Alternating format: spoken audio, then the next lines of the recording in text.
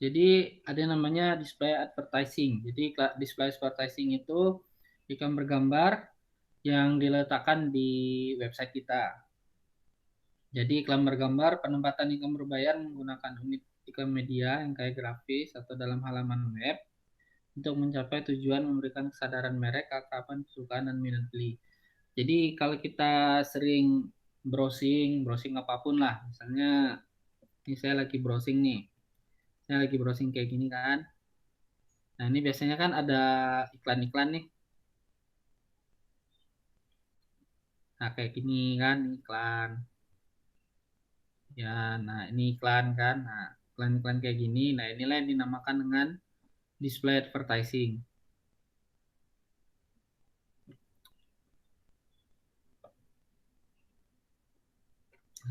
Iklan bergambar ini melibatkan pengiklan yang membayar penempat iklan di situs pihak ketiga, seperti penerbit atau jaring sosial. Prosesnya biasanya melibatkan penayangan iklan dari server yang berbeda dari yang di-hosting halamannya.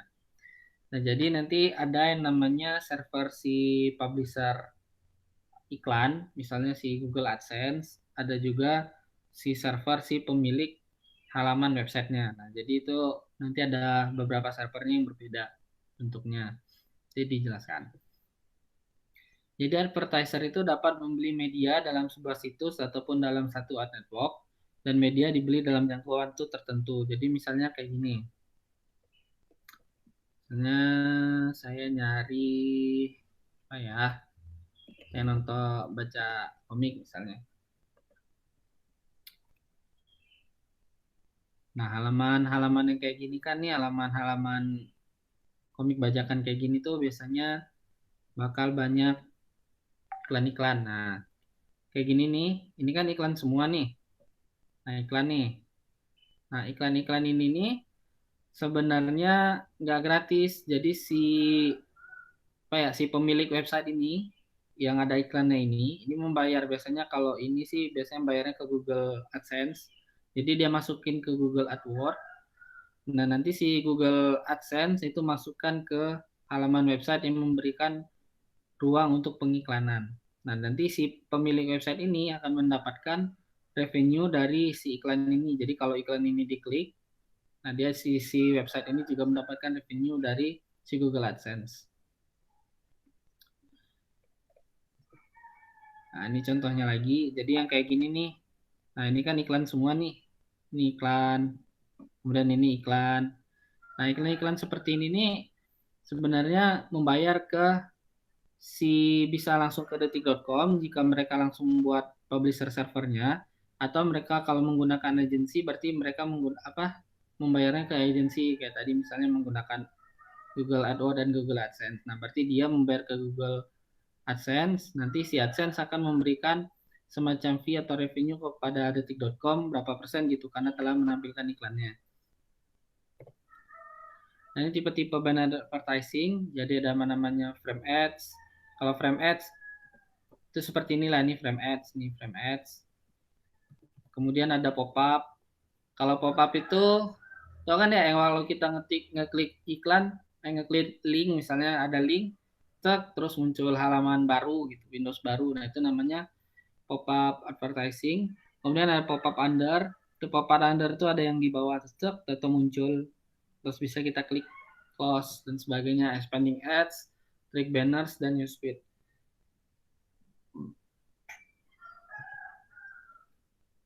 Nah, ini targeting proses.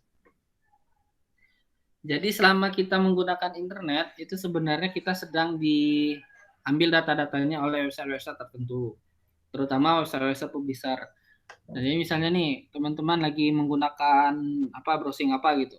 Itu sebenarnya data-data browsing kita itu diambil dan dipelajari. Jadi ketika kita misalnya seperti saya nih, saya kan sering cari komik atau sering cari barang elektronik lah misalnya di Bukalapak atau di Tokopedia, Shopee dan sebagainya.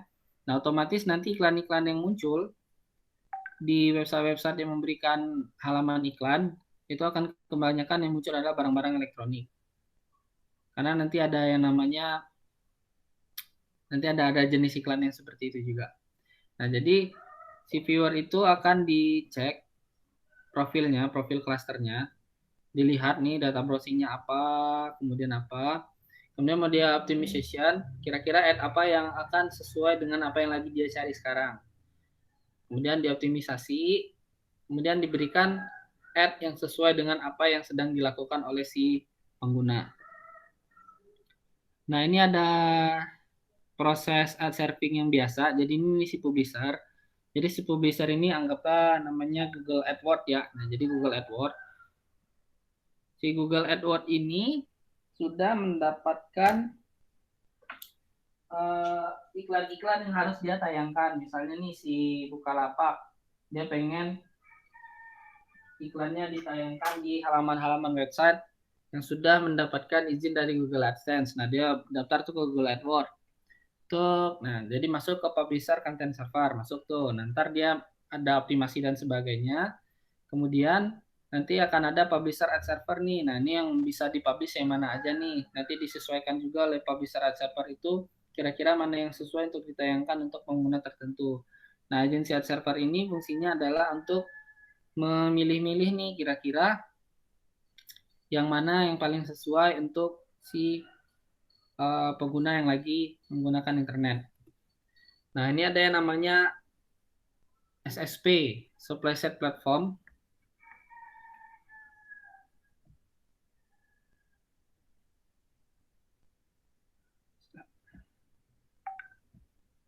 Nah, ini ada Supply Side Platform. Nah, jadi Supply Side Platform ini adalah milik si publisher. Nah, DSP ini adalah orang-orang yang pengen ngiklan. Sampai sini dulu paham nggak? DSP sama SSP.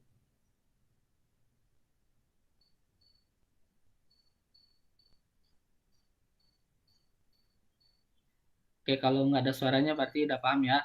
Jadi DSP ini adalah si demand side platform, kalau yang SSP itu supply side platform. Nah, jadi ad exchange ini seperti bidder bentuknya. Jadi ketika ada DSP, DSP akan ke sini nih. Jadi dia berani bayar berapa nih ke si publisher untuk menempatkan menempatkan iklannya. Nah, nanti si bidder tertinggi akan masuk ke supply side platform. Kemudian si supply side platform ini akan memberikan semacam optimasi kira-kira nanti iklannya akan dimunculkan di media mana dan bagaimana dia ditampilkan di website-website tertentu. Mudahnya seperti itu. Kesini dulu ada pertanyaan nggak? Udah Pak, lanjut Pak. Pak, tunggu Pak. Pemenang bidder itu ditentukan juga kontrak bersama ya Pak? Kalau ini sih sebenarnya nggak sih Pak. Misalnya nih, saya punya website, punya halaman buat ngiklan nih. saya punya blog saya udah rame nih. Terus saya daftarkan Google AdSense kan. Jadi nanti ada lowongan iklan 01 nih. Nah, terus misalnya ada beberapa marketplace pengen iklan ke Google AdSense nih.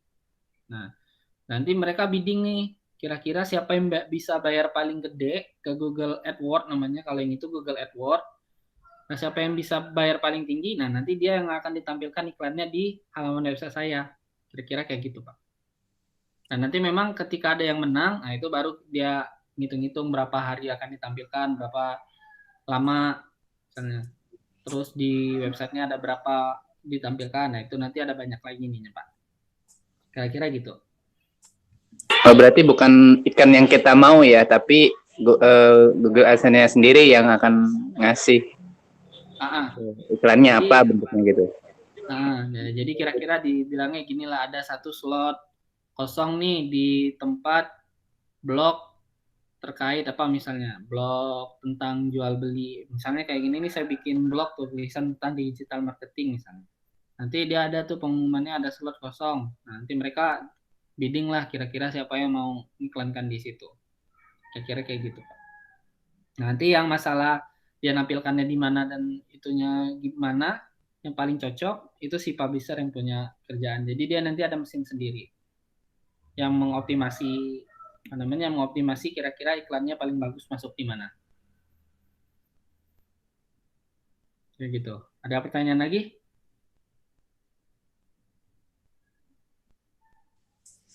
Nggak ada ya? Berarti, Nggak ada.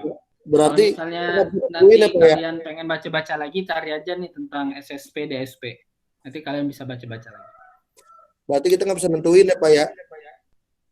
Nggak, biasanya sih nggak bisa sih Pak. Misalnya nih, saya punya kenalan nih misalnya kan di Tokopedia. Nah terus dia mau bilang nih ke Google AdSense, saya mau itu dong iklan ke tempatnya si Deki gitu. Setahu saya sih nggak bisa Pak. Oh,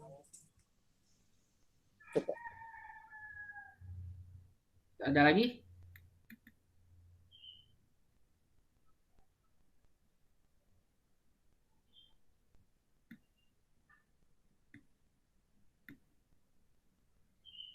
Ya, ada pertanyaan lagi? Belum ada Pak, baru join soalnya Pak. Oh, oke, sip, sip. Udah kita lanjut dulu ya. Nanti rekamannya saya masukin ke YouTube ya, biar kalian bisa nonton lagi. Oh, Oke, Pak. Oke, nah ini yang tadi saya ceritain AdSense sama AdWords. Jadi bedanya kalau AdWords itu adalah misalnya kayak tadi ini Tokopedia, kemudian Bukalapak dan sebagainya, mereka pengen iklan. Nah, masukin ke Google AdWords. Nah, tapi kalau Google AdSense ini lebih ke tempat ngiklannya. Jadi kalau misalnya kita punya blog nih, blog atau WordPress atau apalah, halaman website sendiri. Nah, nanti kalau misalnya udah rame, kita bisa daftarkan ke Google AdSense. Nah, jadi si Google ntar ngeliat nih, oh trafficnya udah tinggi nih. Terus tema-tema tulisannya tentang apa gitu. Nah, nanti si Google AdSense inilah yang menampilkan si iklan-iklan ini. Cocoknya di halaman mana gitu. Saya kayak tadi, misalnya saya bikin blog tentang teknologi deh yang paling mudah. Saya bikin blog tentang teknologi misalnya. Nah, terus si advertiser ini misalnya ada dari apa ya, Samsung misalnya, ada dari iPhone dan sebagainya nih. Mereka kan advertising nih, pengen iklan nih. Masuklah mereka daftar di Google AdWords. Nah, terus saya kan udah trafficnya udah tinggi nih, bikin blog tentang teknologi tadi. Udah saya daftarin nih Google AdSense-nya. Udah saya daftarin, nanti kan ada pengecekan tuh. Oh, temanya udah bagus gitu, udah rapi, terus halaman websitenya juga udah rapi, trafficnya juga udah tinggi. Nah, dapat tuh slot dari si Google AdSense tuh ada nanti ada slot kosong untuk iklan gitu. Nanti bisa tuh kita letakin kalau misalnya website kita udah tinggi, nanti ada tulisannya Google AdSense di samping kiri kanan atas bawah tuh. Nah, nanti tugasnya si Google AdSense sebagai ad server, si publisher server itu akan mengoptimasi nih kira-kira iklan siapa yang akan dimunculkan sesuai dengan blognya. Karena tadi saya blognya teknologi, beda berarti si Samsung iPhone yang masuk. Kalau misalnya di sini tadi ada apa nih misalnya perusahaan baju misalnya sama ada perusahaan makanan.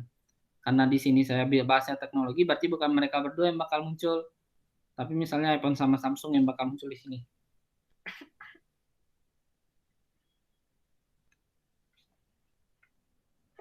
Batas ini lu ada pertanyaan lagi nggak? Ada yang pernah main blog nggak? ada Pak. Ada Pak.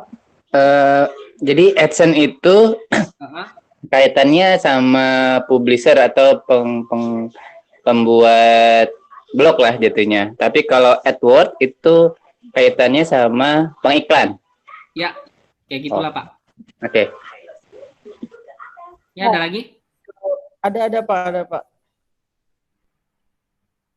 Saya sempat itu akses munculin justru lagu-lagu Hindi Lagu-lagu yang nggak ada kaitannya. Kenapa Pak? Tadi Bapak bilang kan yang ada kaitannya tuh yang related sama temanya yang channel itu ya. Ada beberapa inilah beberapa YouTuber, enggak YouTuber maksudnya ada konten yang Saya nggak tahu sih gimana kerja kendala. optimasinya Pak, tapi kalau secara teori sih seperti itu harusnya. Jadi di optimasinya itu kalau misalnya dia itu kan nanti bikin kayak apa namanya, klaster pengguna sama si klaster publisher.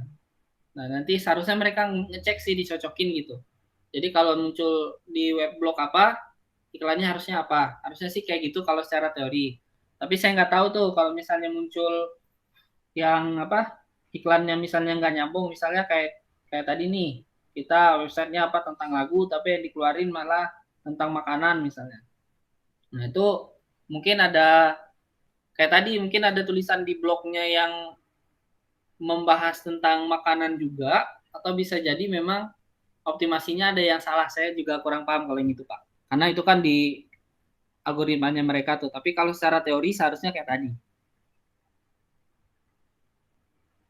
Oke, Pak, siap. Oke, lanjut ya. Lanjut. Nah, ini namanya ada retargeting. Nah, kalau retargeting ini, nah bisa jadi salah satu yang tadi itu Pak, kasusnya mungkin retargeting ini. Misalnya nih, tadi saya kan make terus ngunjungin Tokopedia, terus saya keluar dari Tokopedia nih, nah terus masuk ke website lain misalnya, terus saya nyari misalnya baca berita, terus nanti muncul Tokopedia lagi tuh iklannya. Nah bisa jadi itu karena kita kena retargeting, bisa jadi. Nah kalau misalnya kasusnya seperti ini, nah ini namanya kasus retargeting. Tapi kalau misalnya memang benar-benar kita nggak ada mengunjungi website-website tertentu misalnya, terus muncul iklan yang nggak sesuai, nah berarti itu memang optimisasinya ada yang nggak pas. Nah jadi tujuan dari retargeting ini yaitu untuk membuat customer itu jadi loyal. Kalau saya sih sering kalau kayak gini tuh misalnya baru dari Bukalapak, Tokopedia, terus nggak jadi belanja nih, tapi barangnya saya masukin keranjang. Terus saya masuk ke Facebook. Nah nanti iklan di Facebook saya tuh barang yang saya cari tadi semua. Akhirnya jadinya pengen beli. Ada yang sering kayak gitu juga nggak? Sering, Pak, Bukalapak, Pak. Seringnya Bukalapak. Seringnya di Google, Pak. Di Google ya? Iya, Pak.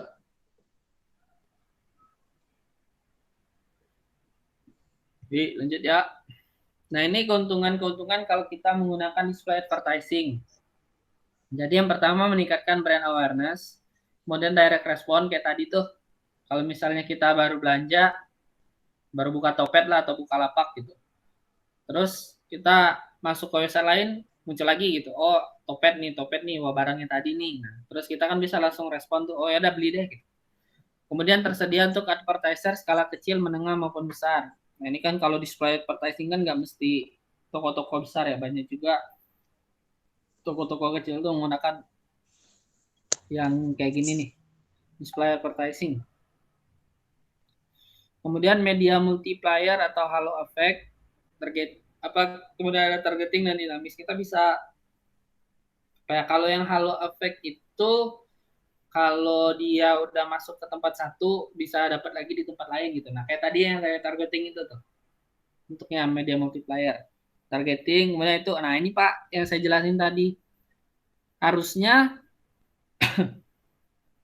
blog yang dipublish sama advertisement-nya itu harusnya sama, karena targetingnya pasti nggak benar kalau misalnya publisher sama advertisement itu nggak sejalan gitu. Kemudian dia dinamis, jadi dia bisa berubah-ubah dan bisa kita letakin di mana saja. Nah ini kerugiannya, click through rate-nya rendah. Jadi through rate itu kalau misalnya iklan muncul, kemudian kita klik.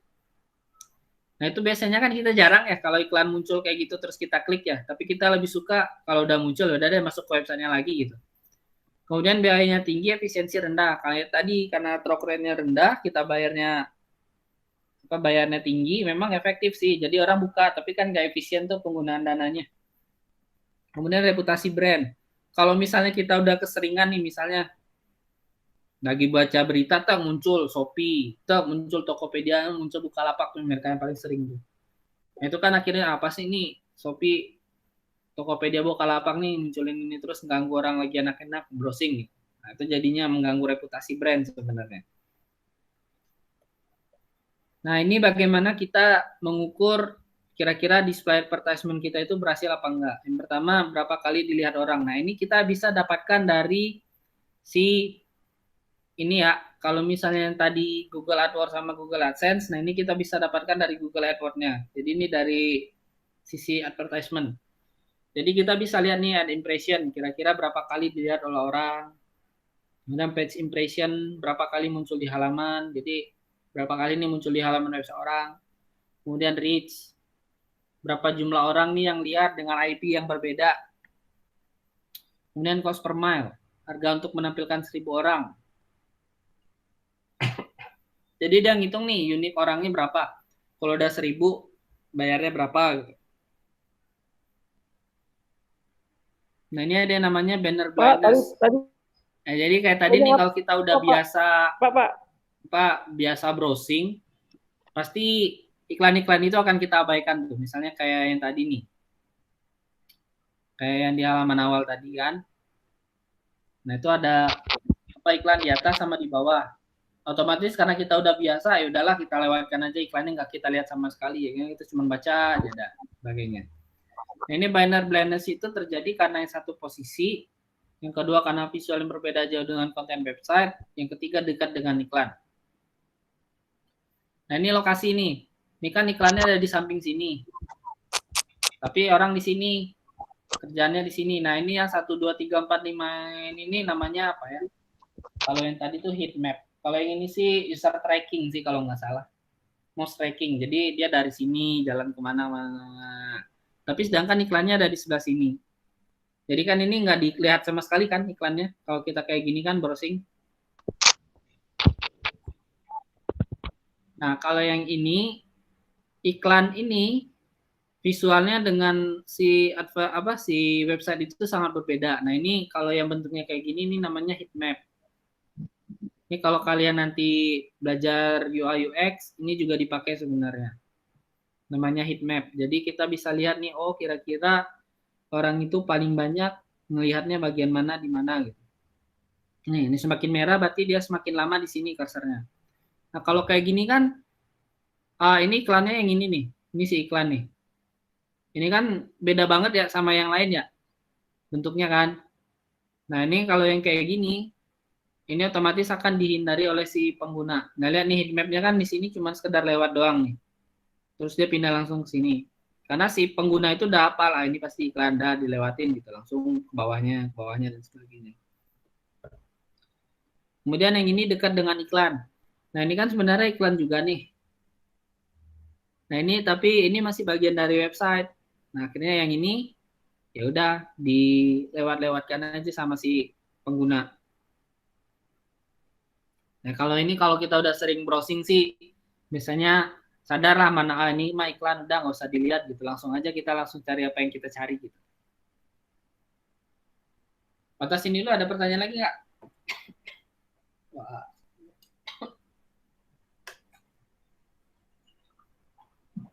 Ada pertanyaan lagi?